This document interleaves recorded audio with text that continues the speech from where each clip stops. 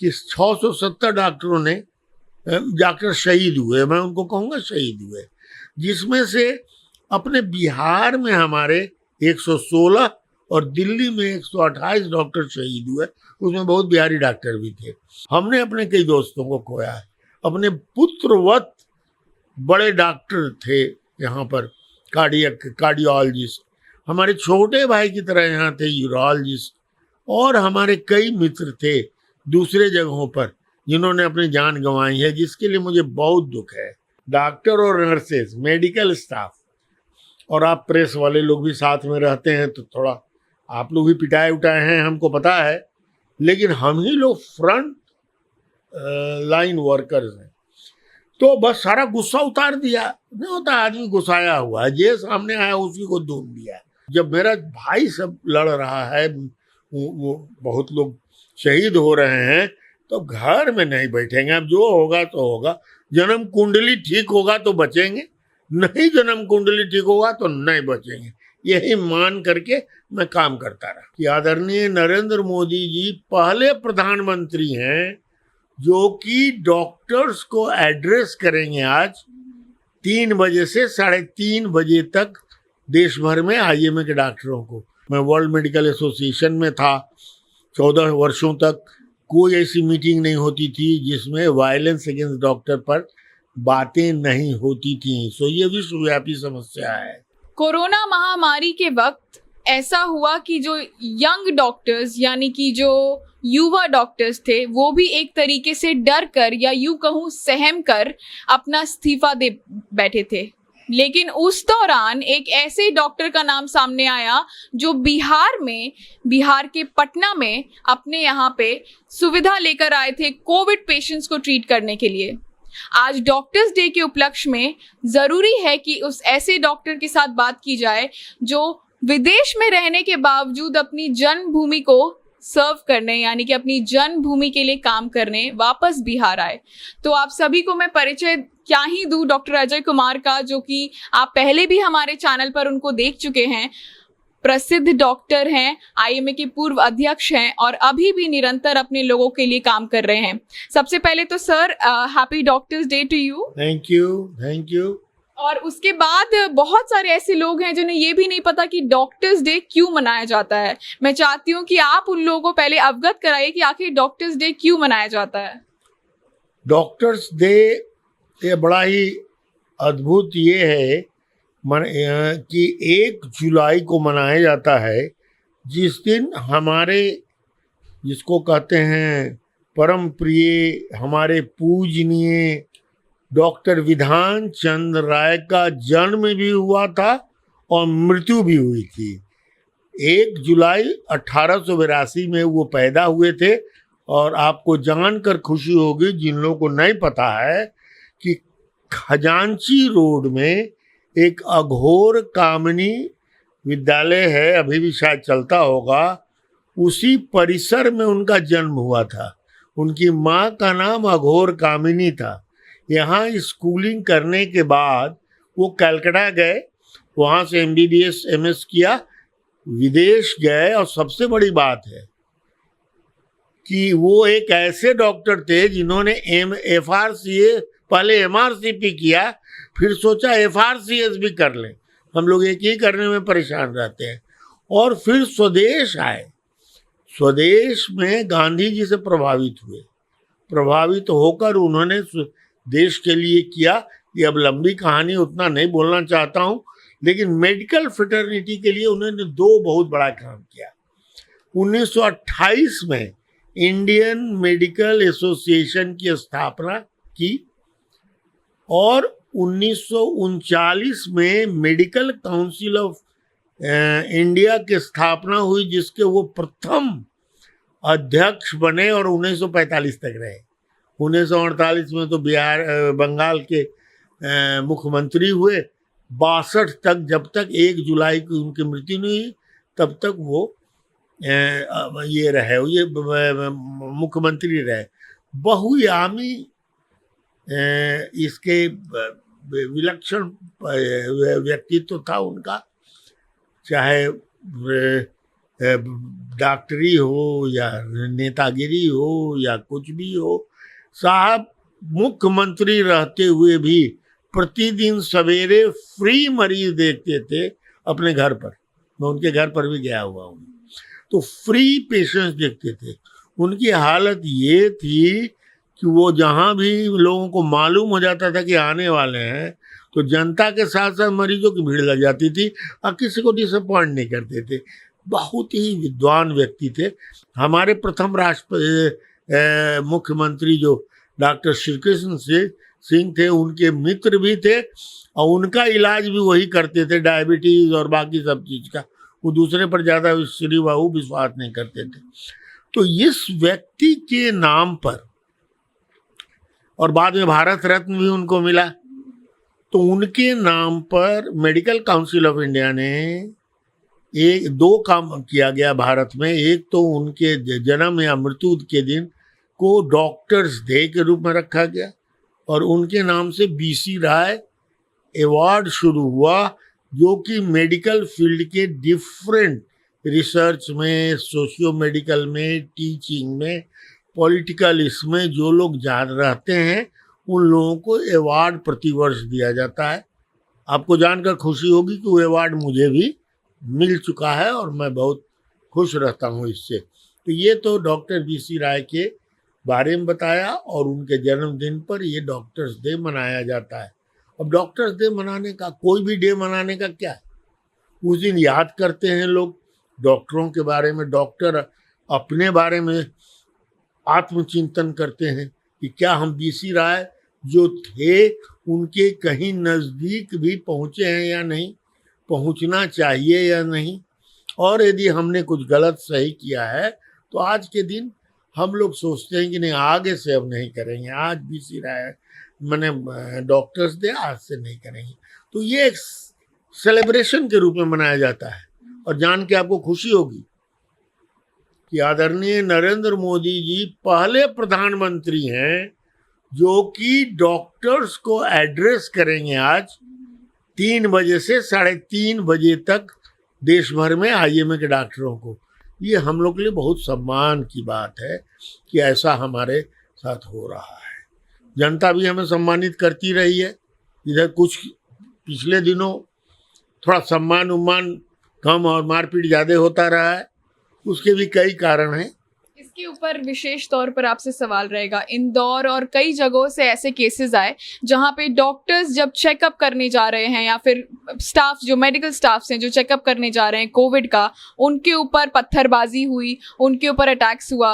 उस दौरान जब आप लोग इस निरंतरता से काम कर रहे होते हैं तो मानसिक तौर पर क्या प्रभाव पड़ता है? ऐसा है कि आप कोरोना काल की बात कर रहे हैं तो बाकी बातों को छोड़िए, violence at work place, violence against doctors, ये लंबी कहानी चल रही है, पूरे विश्व में है। मैं वर्ल्ड मेडिकल एसोसिएशन में था 14 वर्षों तक।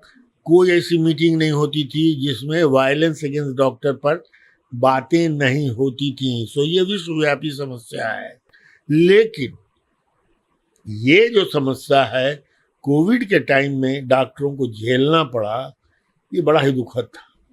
कारण क्या हुआ, इसका राजनीतिक कारण था। और जो लोग सरकार के खिलाफ हों, मोदी जी के खिलाफ हों या इस तरह के अभियान के खिलाफ हों, वो लोग उत्तेजित होते थे। तो हम ही लोग हर जगह डॉक्टर और नर्सेस, मेडिकल स्टाफ और आप प्रेस वाले लोग भी साथ में रहते हैं, तो थोड़ा आप लोग भी पिटाए उठाए हैं, हमको पता है। लेकिन हम ही लोग फ्रंट लाइन वर्कर्स हैं। तो बस सारा गुस्सा उतार दिया। नहीं होता आदमी गुस्साया हुआ है, जे सामने आया उसी को धुन दिया। तो यही धुनाई किया गया हम लोगों का, जगह जगह हुआ। कितना भी समझाने की कोशिश की गई, समझदार लोग पीछे रह गए। ये तो होता ही है, ये फैलेसी है मॉब मेनिया का, कि जो समझदार है वो पीछे रह जाते हैं, वो समझाने की कोशिश करते हैं, उनको ढकेल देता है। और जो लोग बदमाश लोग हैं, उत्तेजना फैलाते हैं, वो आगे बढ़ जाते हैं और हर तरह का कुकर्म करते हैं। तो उसको हमने झेला भी, आक्रोश भी हुआ और दुख भी हुआ कि क्या है इस प्रोफेशन में। फिर लगता है नहीं, इस प्रोफेशन को हमने लिया है हम करेंगे चाहे जो भी हो जाए। और इस प्रण के साथ हमारे मेडिकल प्रोफेशन ने इस कोरोना काल में तन और मन से सेवा की है, इसमें कोई दो मत नहीं है। ठीक है, कुछ लोग डर गए, आपने शुरू में कहा कि कुछ लोग डर के मारे, ठीक है, people try to protect themself. अब उतना कलेजा उनका नहीं था, लेकिन जिनको कलेजा था और जिनको सेवा भावना थी, हम लोग सब लोग फ्रंट लाइन वर्कर होके, नर्सेस, पैरामेडिकल, सब हम लोगों ने काम किया। एक बात है कि हमारे डॉक्टरों की मृत्यु भी हुई, एक के बाद एक मृत्यु होती गई। अभी हमने देखा कि कोरोना के सेकेंड वेव में, अभी मैं पढ़ रहा था कि 670 डॉक्टरों ने जाकर शहीद हुए, मैं उनको कहूँगा शहीद हुए, जिसमें से अपने बिहार में हमारे 116 और दिल्ली में 128 डॉक्टर शहीद हुए, उसमें बहुत बिहारी डॉक्टर भी थे, इसलिए शहीद हुए हैं। हमने उनको श्रद्धांजलि दी है, हम उनके प्रति हमारा अपना बहुत ज़्यादा उद्गार है। जिस तरह से हमने खोया है, हमने अपने कई दोस्तों को खोया है, अपने पुत्रवत बड़े डॉक्टर थे यहाँ पर, कार्डियोलॉजिस्ट, हमारे छोटे भाई की तरह यहाँ थे यूरोलॉजिस्ट, और हमारे कई मित्र थे दूसरे जगहों पर जिन्होंने अपनी जान गंवाई है, जिसके लिए मुझे बहुत दुख है और हम सबों को दुख है। फिर भी कर्तव्य परायणता हमने नहीं छोड़ी और बढ़ चढ़कर अभी कर रहे हैं। और इतना भी आप लोग को हम दिलाना चाहते हैं एहसास, और आप लोग को बताना चाहते हैं कि तीसरी जो लहर आने की बात हो रही है, उसमें भी हम सब डॉक्टर उससे लड़ने को तैयार बैठे हैं, तैयारी कर रहे हैं, और हम पीछे नहीं हटेंगे जन सेवा में। सर, इससे एक और सवाल ये उभरता है कि आपकी इतना एक्सपीरियंस होने के बाद ऐसा भी नहीं है कि आपको अभी जाने की ज़रूरत है लोगों की सेवा करने के लिए बाहर, हालांकि आपका कर्तव्य है वो, जैसा कि आप कह रहे हैं, लेकिन उसका एक दूसरा पहलू ये भी है कि आपके अपने हॉस्पिटल में आपने कोविड वार्ड शुरू किया, और उस दौरान अगर निजी ज़िंदगी की अगर बात करें तो कैसा सपोर्ट था घर वालों? क्या वो डर रहे थे कि आपको रोका कि अभी आपको इसको करने की ज़रूरत नहीं है, क्योंकि आप भी उम्र के हिसाब से आपको भी जल्दी कोविड हो सकता है क्योंकि आप एक्सपोज इतना ज़्यादा होंगे, तो क्या उनका क्या रिएक्शन था? देखिए, कोविड का जो पहला झोंका आया था उसमें तो मैंने एक दिन भी काम करना नहीं छोड़ा, and I must tell you, जब दूसरा झोंका आया मुझे लगा कि ये बहुत डेंजरस है। तो लोगों ने मुझे समझाया कि आपकी उम्र, ऐसे भी सरकार रोज कहती थी 65 से ऊपर, 70 से ऊपर, अब मैं 73 पहुंचने वाला हूं, तो परिवार वाले ने, मित्रों ने, सब ने कहा कि भाई जरा अवॉइड कीजिए। इवन पारस हॉस्पिटल में जहां मैं कंसल्टेंट हूँ, वहाँ भी कहा गया कि डॉक्टर साहब अवॉइड कीजिए, आप गाइड कीजिए, डायरेक्ट पेशेंट के संपर्क में आप नहीं रहिए। उनकी बात मान के 2 हफ्ते तक तो मैं अलग से दूर से गाइड करता रहा। हमारा जो पाम व्यू अस्पताल है उसमें कोविड वार्ड था और काफ़ी मरीज आए गए, मैं गाइड करता रहा। मैंने लोगों के कॉल्स लिए, भर्ती किए, ऑक्सीजन की दिक्कत हुई उसका प्रबंध किया, सारे प्रबंधन हमने किए, और 2 हफ्ते तक नहीं रहा। फिर 2 हफ्ते के बाद मैंने सोचा कि नहीं, अब मतलब मन नहीं मानता है जी, इस प्रोफेशन में आए हैं। अब कहे फौजी, अब इतनी बड़ी लड़ाई हो जाए कि जिसमें हमारे फौजियों के बहुत ज़्यादा परेशानी हो रही है, ज़्यादा घायल हो रहे हैं, ये हो रहे हैं, तो पुराना मेजर जनरल और ब्रिगेडियर को भी गर्मी आ जाती है कि हम भी जाएंगे और लड़ेंगे। तो ये भावना हमारे ऊपर, हमारे इसमें है कि भाई, जब मेरा भाई सब लड़ रहा है, वो बहुत लोग शहीद हो रहे हैं, तो घर में नहीं बैठेंगे। अब जो होगा तो होगा, जन्म कुंडली ठीक होगा तो बचेंगे, नहीं जन्म कुंडली ठीक होगा तो नहीं बचेंगे, यही मान करके मैं काम करता रहा। इसी के साथ एक और सवाल से ज़्यादा ये रहेगा कि जैसा कि आपने बताया भी और हमें पता है कि आपके कितने कॉलीग्स या कितने वर्कमेट्स नहीं सर्वाइव कर पाए कोविड मानसिक तौर पर बहुत उत्पीड़ना रही होगी, लेकिन अभी आने वाले तीसरी लहर में खत्म करने से पहले मैं चाहती हूँ आप सभी डॉक्टर्स को अपनी तरफ से क्या मैसेज देना चाहते हैं कि आगे भी वो तत्परता से काम करते रहें और उनका मनोबल बढ़ा रहे। देखो भाई, हमारे डॉक्टर मित्रों को मेरी सलाह यही है कि भाई घबराना नहीं है, आप पॉजिटिव थिंकिंग रखिए। देखिए, पॉजिटिव थिंकिंग रखना और रोबस्ट ऑप्टिमिज्म रखना, दो चीज जीवन में आवश्यक है। तो रोबस्ट ऑप्टिमिज्म के साथ, पॉजिटिव थिंकिंग के साथ, अपने प्रोफेशन के सेवा धर्म हमारा, ये सेवा धर्म को हमारा जो है, इसको दिमाग में रखे हुए सेवा तो करनी है। और एक चीज और जो मैं खुद मानता हूँ, बहुत लोग कहते हैं क्या आप बात करते हैं, मैंने अपने अस्पताल में भी लगाया हुआ है कि हम इस अस्पताल में आपकी जन्म कुंडली नहीं बदल सकते, हम आपके जन्म मृत्यु के ठेकेदार नहीं हैं। आपका हम पर विश्वास, हमारी तन मन बुद्धि से सेवा और ईश्वर की कृपा हमारी चिकित्सा का आधार है। हम चिकित्सा करते हैं, ईश्वर दुख दूर करते हैं। इसलिए जन्म कुंडली ना हम अपना बदल सकते न मरीज का, हमारा काम है सेवा करना और करेंगे, और तीसरे वेव में भी जम के करेंगे, ये आपको हम विश्वास दिलाते हैं। धन्यवाद। इसी के साथ डॉक्टर साहब को बहुत बहुत बधाई और शुक्रिया कि आपने इतना अच्छा काम किया और आगे भी कर रहे हैं।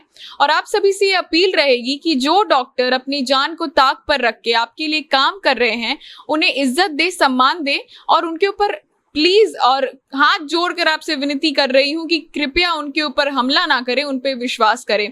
इसी के साथ सभी को हैप्पी डॉक्टर्स डे जनता जंक्शन की तरफ से। मैं शांभवी शर्मा, कैमरे के पीछे पीयूष चौरसिया खड़े हैं और हमारे साथ डॉक्टर अजय कुमार बने हुए थे। धन्यवाद।